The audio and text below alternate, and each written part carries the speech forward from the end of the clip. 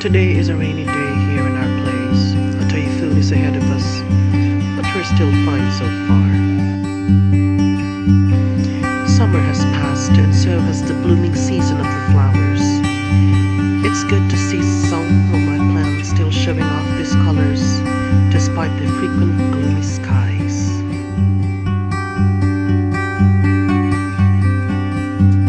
I couldn't enjoy gardening outside, but I love to look at the rain. The sound of it calms down my senses.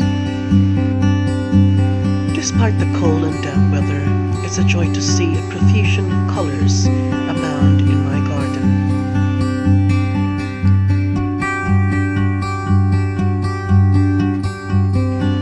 I bet gardeners would share the same sentiment as I do.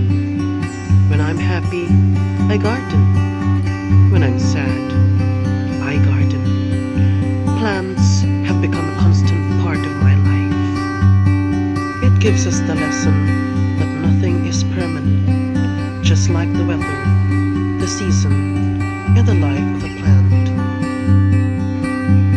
It may not give us the answer to all of life's problems, but at least it makes life more colorful, more bearable, sweeter, more exciting. Gardening allows hope to grow in us and lets us look forward for better days, weeks, and months ahead. Allow me to share you some quotes about gardens.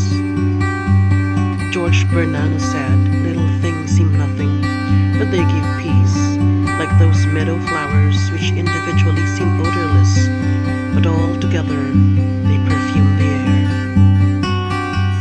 Mary Sarton said, "Everything that slows us down and forces patience, everything that sets us back into the slow circle of nature, is hell." Gardening is an instrument of grace. From Thomas Moore, "From plants that wake when others sleep, from tiny jasmine buds that keep their odor to themselves all day. But when the sunlight dies away, let the delicious secret out to every breeze that roams about.